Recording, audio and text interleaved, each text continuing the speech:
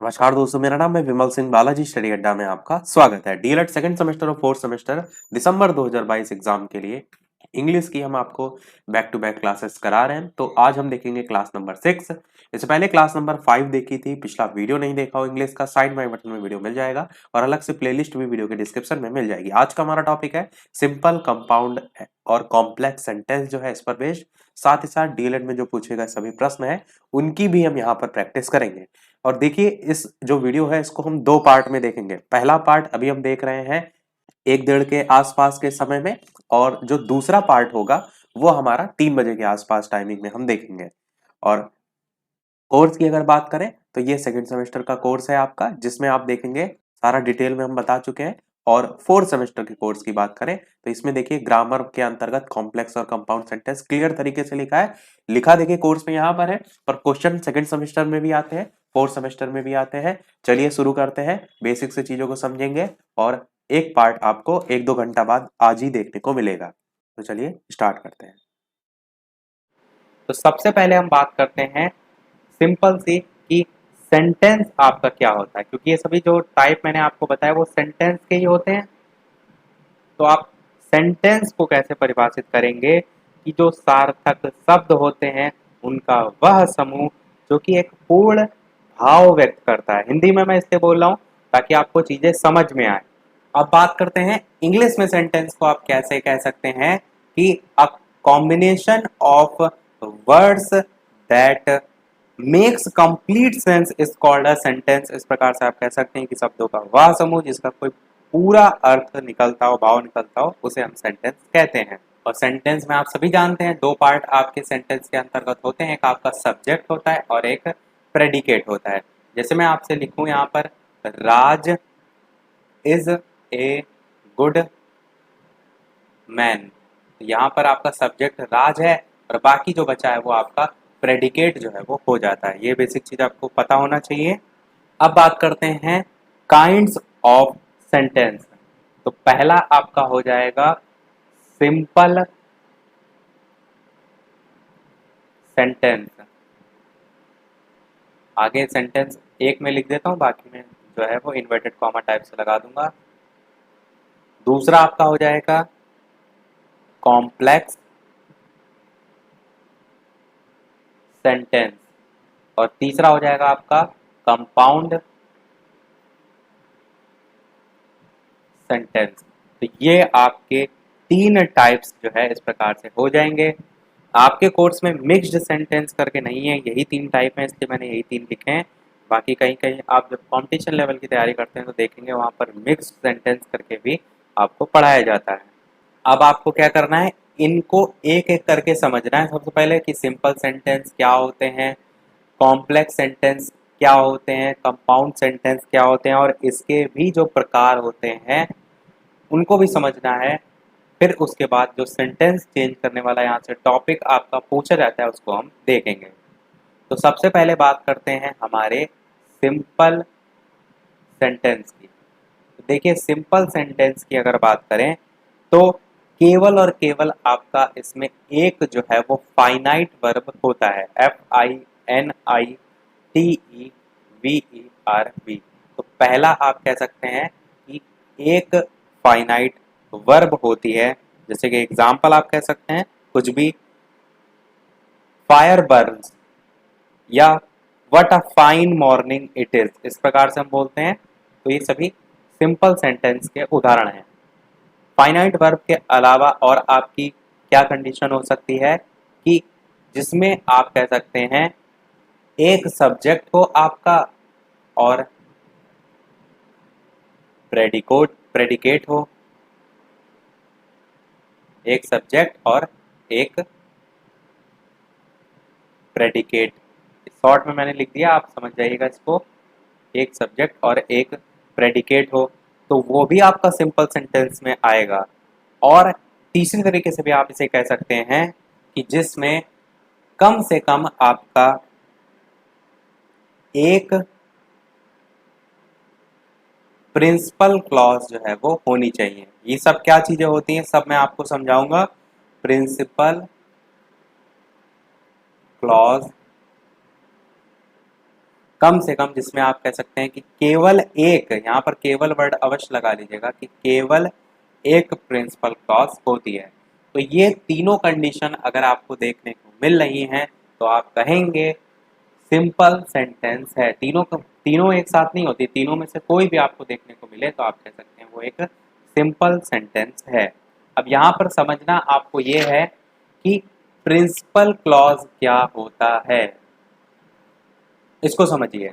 तो principal clause की बात करें तो वह क्लॉज जो कि अपना पूरी तरीके से भाव प्रकट करने के लिए कोई अन्य क्लॉज जो है उस पर डिपेंड जो है वो ना हो, उसे हम कहते हैं प्रिंसिपल क्लॉज।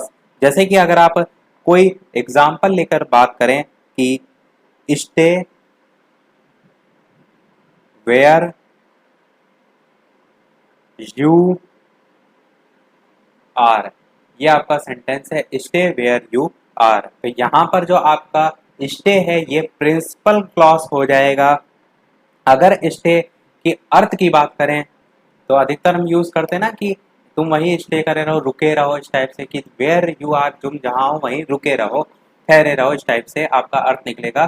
तो स्टे आपका एक प्रिंसिपल क्लॉज है जो आप कह सकते हैं कि पूरा अपना, बिना अगर यहाँ पर वेयर यू आर ना भी लिखा होता तब भी इसका अपने आप में पूरा अर्थ होता। पूरी तरीके से भाव प्रकट करने के लिए किसी अन्य क्लॉज पर आश्रित ये नहीं है स्टे, इसका अपना एक पूरा कंप्लीट अर्थ है। समझ रहे हैं आप कि प्रिंसिपल क्लॉज हम इसे जो है वो कहते हैं। तो जब सिंपल सेंटेंस की बात की जाएगी तो उसमें आपका केवल एक प्रिंसिपल क्लॉज जो है वो होगा।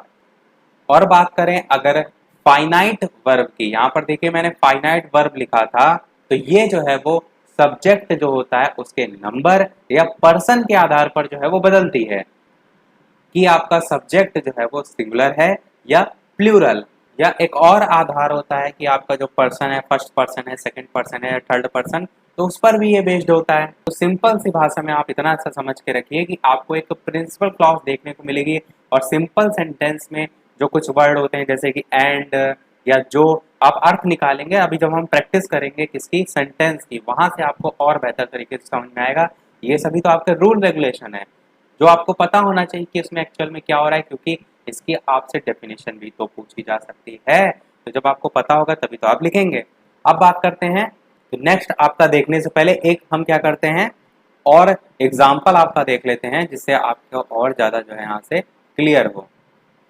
तो एग्जाम्पल आपका सिंपल सा हो जाएगा, जैसे कि दे आर प्लेइंग, ये आपका जो है वो एग्जाम्पल है। अब यहाँ पर जो दे है ये आपका क्या है, सब्जेक्ट है। यहाँ पर जो आर है ये आपका वर्ब फाइनाइट हो जाएगा। और अगर बात करें यहाँ आर से लेकर इस प्लेइंग तक तो ये आपका प्रेडिकेट हो जाएगा। अब देखिए सारी अपनी शर्तें यहाँ पर लगाकर, सबसे पहली वर्ब यानी शर्त एक फाइनाइट वर्ब, तो यहाँ पर आप देख रहे हैं कि एक सब्जेक्ट है एक फाइनाइट वर्ब है। दूसरा एक सब्जेक्ट और एक प्रेडिकेट हो, तो देखिए एक सब्जेक्ट है और आर प्लेइंग आपका एक प्रेडिकेट है। उसके साथ साथ केवल एक प्रिंसिपल क्लॉज है, तो आप कहेंगे कि दे आर प्लेइंग जो है अपने आप में पूरा एक कंप्लीट सेंटेंस है, किसी पर भी ये डिपेंडेंट नहीं है, एक कंप्लीट सेंस दे रहा है। तो ये आपका एक सिंपल जो है वो सेंटेंस हो जाएगा और साथ ही साथ आपका जो एक प्रिंसिपल क्लॉज है उस शर्त को भी पूरा करेगा। तो ये हमने देखा सिंपल जो है वो सेंटेंस को। दूसरा हम देखते हैं, दूसरा होता है आपका कॉम्प्लेक्स, कॉम्प्लेक्स सेंटेंस। इसके अलावा वीडियो पसंद आ रहा हो, चीज़ें सभी समझ में आ रही हो, आप ही के लिए यहाँ पर दिन रात मेहनत की जा रही है, वीडियो को लाइक सभी लोग अवश्य कर दीजिएगा। जिन्होंने कर दिया है अच्छी बात है, जिन्होंने नहीं किया है, वीडियो पसंद आ रहा हो तो वीडियो को लाइक अवश्य जो है वो कर दीजिएगा ताकि मुझे भी मोटिवेशन मिलता रहे आपके साथ साथ। बात करते हैं चलिए अब कॉम्प्लेक्स सेंटेंस की। तो हम क्या इसमें कहेंगे कि इसमें आप में का एक प्रिंसिपल क्लॉज होता है,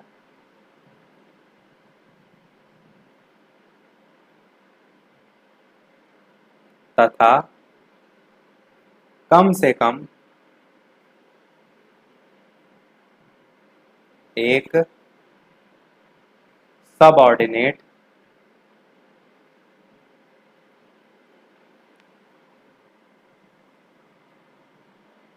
कम से कम एक सबऑर्डिनेट क्लॉज जो है वो होता है, क्लॉज जो है वो आपकी होती है। तो एक बार मैं फिर से रिपीट यहाँ पर इस लाइन को करता हूँ कि कॉम्प्लेक्स जो सेंटेंस होते हैं उसमें एक आपकी प्रिंसिपल क्लॉज तथा कम से कम एक सबऑर्डिनेट क्लॉज जो है वो होती है। तो जो प्रिंसिपल क्लॉज है वो अभी मैंने आपको बता दी क्या होती है कि प्रिंसिपल क्लॉज वह क्लॉज जो कि अपना पूर्ण भाव प्रकट करने के लिए किसी अन्य क्लॉज पर डिपेंड ना हो, आश्रित ना हो।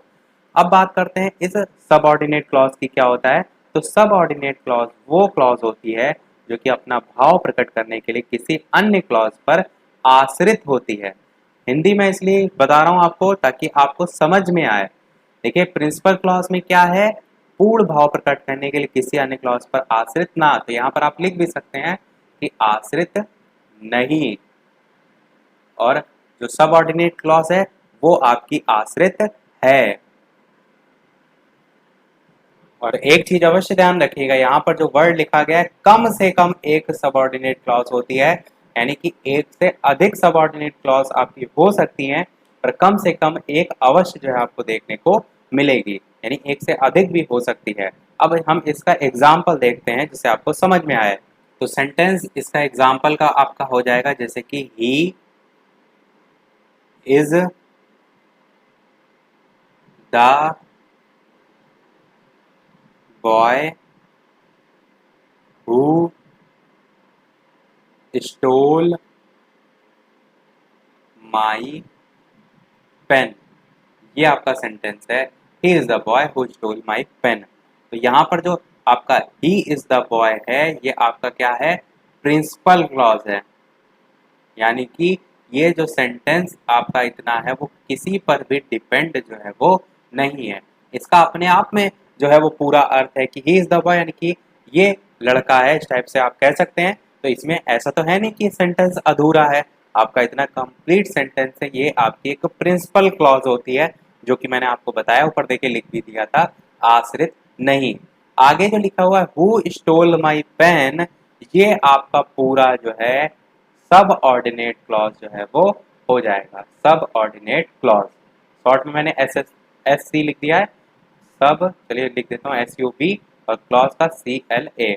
सब ऑर्डिनेट क्लॉज जो है आपका ये बाकी बच्चा सेंटेंस हो जाएगा।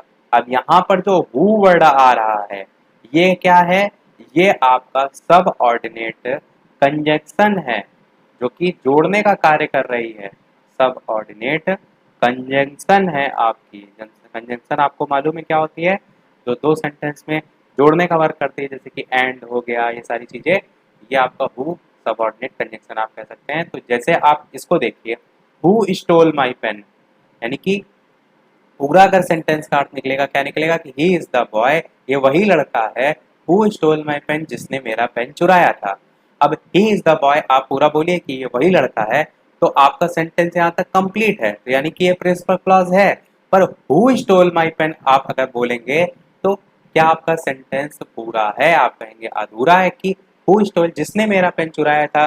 तो किसकी बात हो रही है, किसको कहा जा रहा है, सेंटेंस तो आपका कंप्लीट है नहीं। तो ये आपका डिपेंड है किस पे, पहले वाले सेंटेंस पे, ही इज द बॉय पे, इसलिए ये आपकी सब ऑर्डिनेट क्लॉज जो है वो हो जाएगी। इसलिए मैंने देखिए यहाँ पर आश्रित है भी लिख दिया था। आई होप अब थोड़ा थोड़ा आपको लेवल समझ में आने लगा होगा कि कैसे सब चीजें एक दूसरे से इंटरकनेक्ट हैं। तो ये आपका प्रिंसिपल क्लॉज और सब क्लॉज हो जाएगा। एक हम एग्जाम्पल देखते हैं जिसमें आपका जो सब ऑर्डिनेट क्लॉज हो वो एक से अधिक हो। तो ये सारी चीजें मैं डिलीट कर देता हूँ, सेंटेंस यहाँ पर लिख देता हूँ कि when she asked me I told her that I would not help her. ये आपका जो है पूरा सेंटेंस है कि when she asked me I told her that if that I would not help her. अब यहाँ पर सब ऑर्डिनेट क्लॉज सबसे पहले आप पहचानेंगे तो क्या होगी, व्हेन शी आस्क्ड मी। ये आपकी क्या है, ये आपकी है सब ऑर्डिनेट क्लॉज।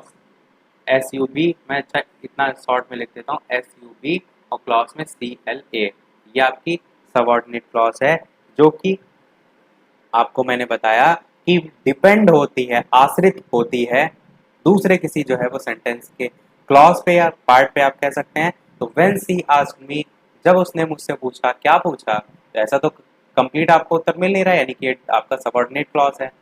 आई टोल्ड हर, इतना जो आपका सेंटेंस है आई टोल्ड हर, ये कंप्लीट सेंस दे रहा है कि मैंने उससे बताया। तो ये आपका जो पूरा कंप्लीट सेंस दे रहा है, तो ये क्या हो जाएगा आपका प्रिंसिपल क्लॉज हो जाएगा। प्रिंसिपल क्लॉज, प्रिंसिपल मतलब ये होता है अपने आप में जो है सर्वोपरि, किसी पर डिपेंड तो होता नहीं। टीचर एक दूसरे पर डिपेंड होते हैं, टीचर प्रिंसिपल पर डिपेंड होता है, पर प्रिंसिपल तो किसी पर डिपेंड नहीं होता। तो प्रिंसिपल क्लॉज कह सकते हैं किसी पर डिपेंड नहीं होता है। आगे है कि that I would not help हर, तो यहाँ दैट से लेकर आपका पूरा हर तक दूसरी आपकी सब ऑर्डिनेट क्लॉज जो है वो हो जाएगी। तो यही चीज मैंने बात की थी कि सब ऑर्डिनेट क्लॉज एक से अधिक हो सकती हैं, इसीलिए मैंने वहां पर लिखा था कम से कम वर्ड को। तो अभी तक जो सारी चीजें हमने रिकॉल की, मैं आपको एक बार फिर से बता देता हूँ कि मैंने अभी तक आपको सिंपल सेंटेंस पढ़ाया, उसके अलावा कॉम्प्लेक्स सेंटेंस पढ़ाया, और सिंपल सेंटेंस और कॉम्प्लेक्स सेंटेंस के अंतर्गत मैंने प्रिंसिपल क्लॉज और सब ऑर्डिनेट क्लॉज पढ़ाया। प्रिंसिपल क्लॉज, सब ऑर्डिनेट क्लॉज के अलावा एक और हमारी तीसरी होती है, वो होती है कोऑर्डिनेट क्लॉज। तो यही टोटल तीन आपकी क्लॉज होती हैं। तो जो तीसरी वाली क्लॉज है वो हम पढ़ेंगे, सिंपल पढ़ लिया हमने, कॉम्प्लेक्स पढ़ लिया, तो क्या बाकी रह गया है, कंपाउंड बाकी रह गया है।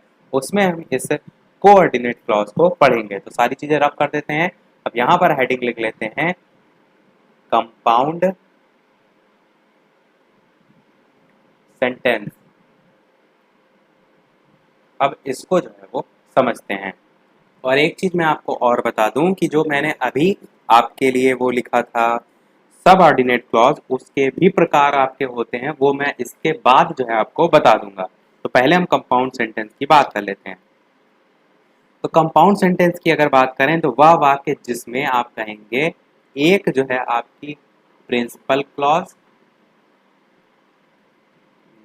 एक प्रिंसिपल क्लॉज हो तथा कम से कम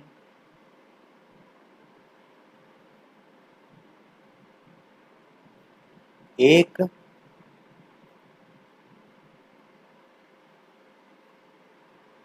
ऐसी क्लॉज हो जो वाक्य की प्रिंसिपल क्लॉज की जो है कोऑर्डिनेट हो। इसको समझते हैं कि एक प्रिंसिपल क्लॉज तो होनी चाहिए, और कम से कम एक ऐसी क्लॉज भी हो जो कि जो वाक्य है उसकी जो प्रिंसिपल क्लॉज स्टार्टिंग वाली की बात की, उसकी कोऑर्डिनेट हो। इसी को हम दूसरे तरीके से भी कह सकते हैं कि एट लीस्ट, कम से कम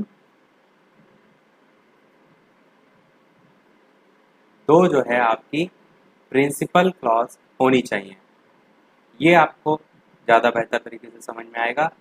अलग अलग तरीके से मैं लिख दे रहा हूँ, इसीलिए जो भी आपको बेहतर तरीके से समझ में आए कि एटलीस्ट दो प्रिंसिपल क्लॉज होनी चाहिए, और दो या दो से जो अधिक प्रिंसिपल क्लॉज हैं वो आपकी कोऑर्डिनेटिंग कंजंक्शन से जो है वो जुड़ी होनी चाहिए।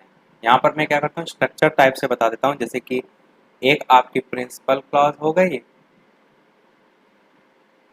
प्रिंसिपल क्लॉज, और ये आपकी दूसरी साइड भी प्रिंसिपल क्लॉज लिख दिया मैंने, शॉर्ट में मैंने लिख दिया प्रिंसी और सीएल करके, समझ जाइएगा। और ये दोनों जो प्रिंसिपल क्लॉज हैं, ये प्रिंसिपल क्लॉज कोऑर्डिनेटिंग, किससे, कोऑर्डिनेटिंग कोऑर्डिनेटिंग कंजंक्शन से जो है वो जुड़ी होती हैं। तो मैं पहले क्या कर रहा हूँ, सारी चीज़ें यहाँ पर रूल रेगुलेशन लिख रहा हूँ। अब इसको हम समझेंगे। अच्छा, एक और तरीके से तो आप इस टाइप को कह सकते हैं कि जो दो आपकी प्रिंसिपल क्लॉज हैं, इसको आप सिंपल सेंटेंस भी तो कह सकते हैं, क्योंकि सिंपल सेंटेंस में भी आपकी एक प्रिंसिपल क्लॉज होती है। तो इसी लाइन को आप इस प्रकार से भी कह सकते हैं कि जो दो सिंपल सेंटेंस हैं उनको एक कोऑर्डिनेटिंग जो कंजक्शन है उसके द्वारा जो है वो जोड़ा जाता है, किसमें, कंपाउंड सेंटेंस में। इतनी बेसिक सी चीज केवल आपको पता होना चाहिए कि दो प्रिंसिपल क्लॉज कोऑर्डिनेटिंग कंजक्शन जुड़ी हैं। अब जो कोऑर्डिनेटिंग कंजक्शन है, कंजक्शन मैंने क्या बताया, जोड़ने का जो कार्य कर रही है, ये कौन कौन सी होती हैं वो आपको पता होना चाहिए। वो मैं यहाँ पर लिख देता हूँ, जैसे कि आपका एंड हो गया, बट हो गया। ये सब कहीं भी अगर आपको दिखें तो आप आसानी से पहचान सकते हैं कि ये सेंटेंस आपका जो है वो कौन सा होगा। स्टिल हो गया, यट हो गया, वाइल हो गया, सो हो गया, या बोथ एंड करके हो गया, या आपका आइदर और करके हो गया, आइदर और, या आप कह सकते हैं नाइदर नॉर, और क्या हो सकता है आपका, नॉट ओनली बट ऑल्सो, या आप कह सकते हैं और आपका हो सकता है, या अदरवाइज हो सकता है, या आपका नेवरदलेस हो जाता है। तो यही सब आपके हैं, जितने भी मेन थे मैंने सब लिख दिए। इनको आप ध्यान रखिएगा, ये आपको डेफिनेटली पहचानने में जो है वो हेल्प करेंगे। अगर आपसे डायरेक्ट पूछ लिया गया कि छाटिए कौन सा है सेंटेंस, तो वहाँ आपको हेल्प जो है वो करेंगे। तो ये सभी होते हैं। अब हम क्या करते हैं, एग्जाम्पल देखते हैं, उससे आपको सारी चीज़ों को समझाते हैं। तो ये सभी जो है आपकी यहाँ पर कंजक्शन दे रखी है, कौन सी, कोऑर्डिनेटिंग कंजक्शन, और कोऑर्डिनेटिंग जो क्लॉज होता है वो अभी हम सेंटेंस के साथ देखेंगे। तो सेंटेंस में आपका लिखता हूं, जैसे कि आपका God made the country, COUNTRY, and the man made the town. ये आपका जो है वो सेंटेंस है कि God made the country and the man made the town. अब यहाँ पर जो गॉड मेड द कंट्री है, ये आपका क्या है, आपको पहचानना होगा। ये आपका है प्रिंसिपल क्लॉज। पीसी मैंने लिख दिया है, प्रिंसिपल क्लॉज है, यानी कि किसी पर डिपेंड जो है ये क्लॉज नहीं है। आगे क्या है, जो एंड है, ये सभी जोड़ने वाले जो शब्द होते हैं, ये सभी मैंने भी पीछे लिखे थे। ये आपका क्या है, तो आप कहेंगे को ऑर्डिनेटिंग कंजंक्शन है आपकी।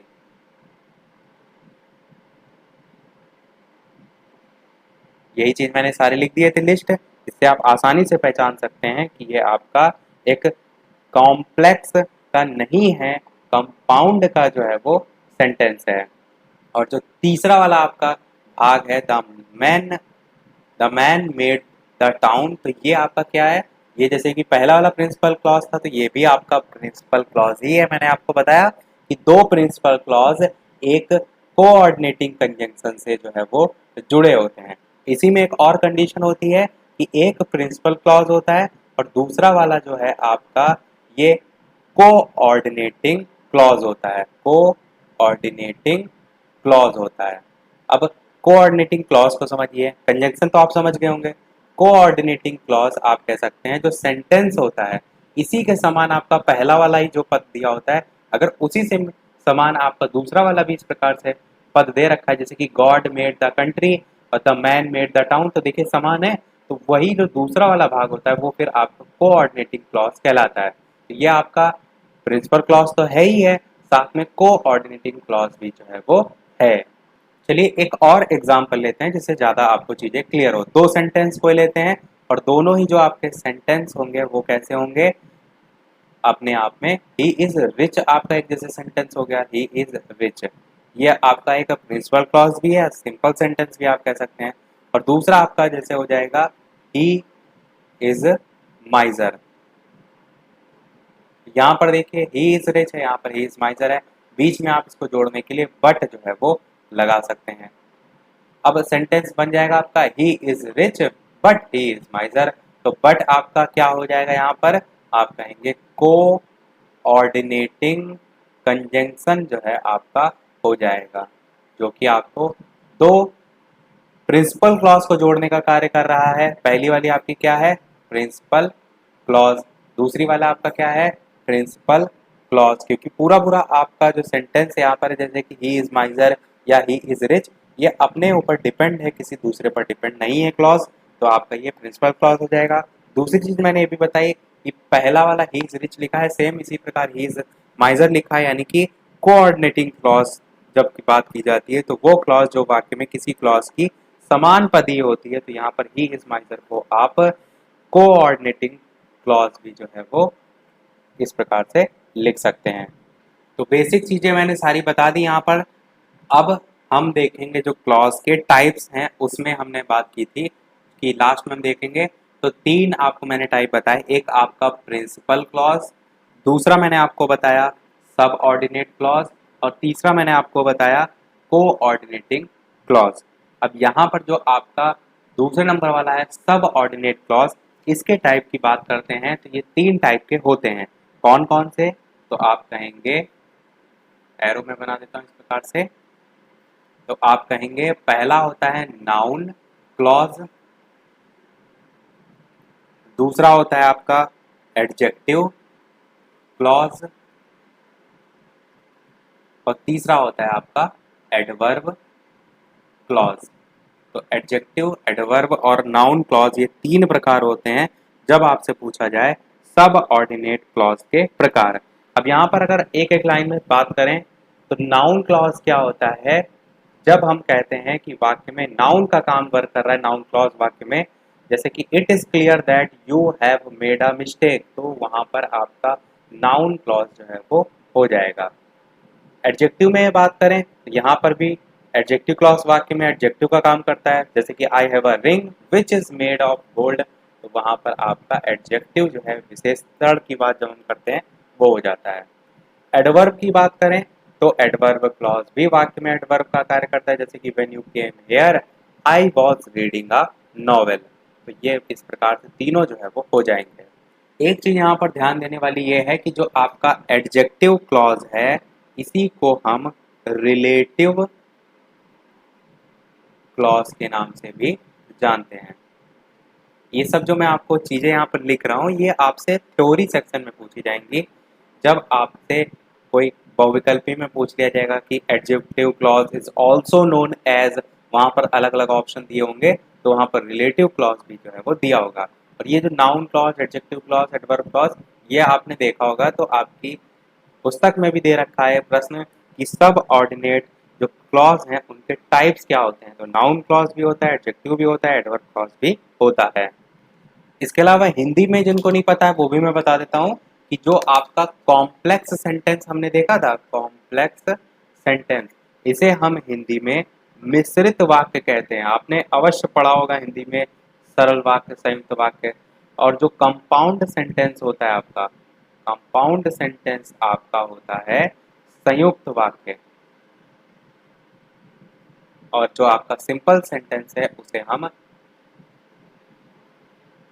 साधारण वाक्य जो है वो कह सकते हैं। तो ये तीनों चीजें आपने हिंदी में पढ़ी होंगी, साधारण, संयुक्त और मिश्रित वाक्य। वहां पर अगर आपने अच्छे से समझी है तो वही पूरा रूल यहाँ पर आपको देखने को मिलता है, बस स्वरूप आपका हिंदी हो जाता है। तो जिसको इंग्लिश में थोड़ा पढ़ने में कठिन लगता हो, इन तीनों को हिंदी में पढ़िए और ज्यादा आपको अच्छे से समझ में आएगा। जैसे मैंने बताया था जो आपके कंपाउंड सेंटेंस होते हैं उसमें आपको एंड हो गया, ये सारी चीजें देखने को मिलती है, वो मैंने पूरी लिस्ट आपको लिखा दी थी। सेम उसी प्रकार आपका कॉम्प्लेक्स जो सेंटेंस होते हैं उसमें भी कुछ वर्ड होते हैं जो कि आपके डिपेंडेंस को जो है वो यानी कि जो आश्रित होता है उसको दर्शाते हैं, तो वो मैं यहाँ पर लिख देता हूँ। जैसे कि आपका व्हेन हो गया, वाइल हो गया, दैट हो गया, बिफोर हो गया, बिकॉज हो गया, सिंस हो गया, आफ्टर है, और है, इस टाइप से आपके प्रारंभ होते हैं। तो सेंटेंस को आप पढ़ के समझ जाएंगे, बाकी ये थोड़ा बहुत आपको हेल्प जो है वो करेंगे। तो सारी हमने बेसिक चीजें समझ ली। अब मैं आपको सिखाऊंगा कैसे चेंज करना होता है जो कि आपका पूछा जाता है। वीडियो आपका अभी तक आधा घंटा का हो चुका है, तो मैं एक आपको बता देता हूँ, बाकी बच्चे जो हैं हम नेक्स्ट वाले पार्ट में इसी के देखेंगे। 2 पार्ट में आपका पूरा जो है वो टॉपिक खत्म हो जाएगा। यहाँ से आपने क्लॉज भी पढ़ लिए सारी चीजें, और नेक्स्ट वाले यानी कि कल वाले ही जो पार्ट होगा उसमें हम जो डीएलएड में पूछे जा चुके होंगे अभी तक के सभी सेंटेंस इसी पर्टिकुलर टॉपिक से, उनको भी जो है उसी में कवर कर देंगे। तो मैं यहाँ पर एक आपको सिखा देता हूँ, और वो क्या है, सरल वाक्य जो है इससे मिश्रित वाक्य जो है इसमें बनाना, या आप इसी को कैसे कह सकते हैं कि सिंपल सेंटेंस से कॉम्प्लेक्स जो है इसमें बनाना। अब सेंटेंस में आपसे कोई लिख देता हूं, जैसे कि राकेश जो है उसने अपने मित्र का घर खरीदा, तो आप क्या कहेंगे, राकेश बाउट, BOUGHT,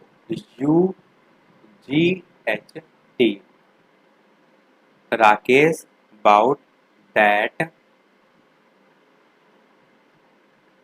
नहीं इसको रख करके पहले हम सिंपली लिख देते हैं, तो बाउट हिज फ्रेंड्स हाउस। ये आपका जो सेंटेंस है वो एक सिंपल सेंटेंस है कि Rakesh bought his friend's house, और चेंज आपको करना है कॉम्प्लेक्स यानी कि मिश्रित में। और आपसे लिखा होगा सेंटेंस में कि इस वाक्य को मिश्रित या कॉम्प्लेक्स सेंटेंस में चेंज किए। मिश्रित नहीं लिखा होगा, कॉम्प्लेक्स लिखा होगा, इस चीज़ का ध्यान रखिएगा। मिश्रित तो मैंने केवल आपके समझने के लिए लिख दिया है। अब देखिए इसको चेंज कैसे करेंगे। कॉम्प्लेक्स में हम एक बार रूल को दोहराते हैं। कॉम्प्लेक्स में आपका एक जो है वो प्रिंसिपल क्लॉज और कम से कम आपकी एक सब ऑर्डिनेट क्लॉज जो है वो होती है। अब आपको इस प्रकार से सेंटेंस को चेंज करना है। इस सेंटेंस का अर्थ आपको सबसे पहले समझ में आना चाहिए। क्या कह रहा है, Ramesh bought his friend's home, यानी कि रमेश जो है उसने अपने मित्र का घर जो है वो खरीदा। हिंदी में आपने इस प्रकार से अर्थ निकाल लिया। अब इसी को आपको कॉम्प्लेक्स में चेंज करना है, तो हिंदी में आप कैसे बोलेंगे कि रमेश ने वो घर खरीदा जो उसके मित्र का था। समझ रहे हैं आप। अब इसी को आप वापस से ट्रांसलेट कर लीजिए इंग्लिश में, तो आप क्या कहेंगे, रमेश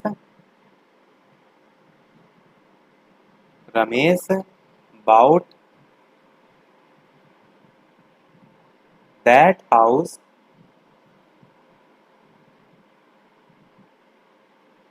विच बिलोंग्ड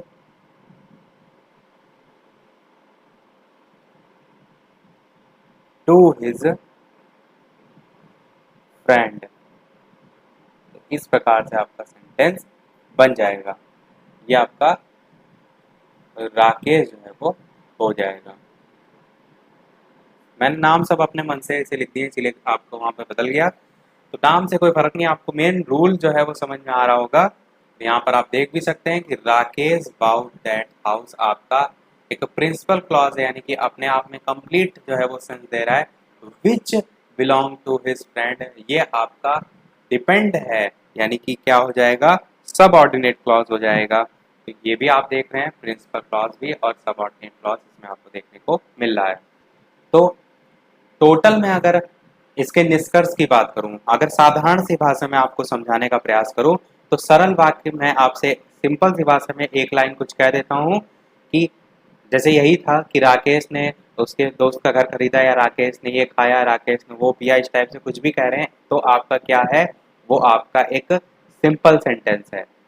मिश्रित यानी कि कॉम्प्लेक्स की जब मैं बात करूंगा तब क्या कहूंगा कि दो सेंटेंस ना होकर एक सेंटेंस तो आपका कंप्लीट हो, पर दूसरा सेंटेंस उसी सेंटेंस पे डिपेंड हो। यानी कि राकेश और आम का मैंने जैसे बताया, तो राकेश ने आम खाया जो खट्टा था। अब आपने क्या देखा, जो खट्टा था वो पहले वाले सेंटेंस पे क्या है, डिपेंड कर रहा है। तो यहां पर आपका क्या हो गया, कॉम्प्लेक्स हो गया। अब कंपाउंड की बात पर जब हम करते हैं तब वहां पर दो अलग अलग सिंपल सेंटेंस हो जाएंगे, या दो अलग अलग आपके जो प्रिंसिपल क्लॉज की मैंने बात की थी अलग अलग हो जाएंगे। यानी कि राम ने आम खाया, और वहां पर हम और लगते हैं जब दो सेंटेंस अलग अलग जोड़ने होते हैं, और राकेश जो है उसके घर आया। अब देखिए दो अलग अलग हैं, इस टाइप से समझ रहे हैं आप कि जब सिंपल हो तो सिंपल ही में आएगा, जब आपका कॉम्प्लेक्स है तो एक पर दूसरा डिपेंड होगा, और जब कंपाउंड हो तो दोनों अलग अलग होगा। अब एक प्रश्न मैं आपसे भी पूछूंगा, जैसा कि सभी वीडियो में हम आपसे एक ना एक प्रश्न पूछते हैं, तो अभी जो हमने सीखा सिंपल से कॉम्प्लेक्स, उसी का मैं यहाँ पर एग्जांपल जो है वो पूछ रहा हूँ। सेंटेंस है आपका, hard worker will be successful. ये आपका एक सेंटेंस किसका है, सिंपल सेंटेंस है। यानी कि परिश्रमी व्यक्ति अवश्य सफल होते हैं, hard worker will be successful. अब इसको आपको चेंज करना है इसमें, कॉम्प्लेक्स सेंटेंस में।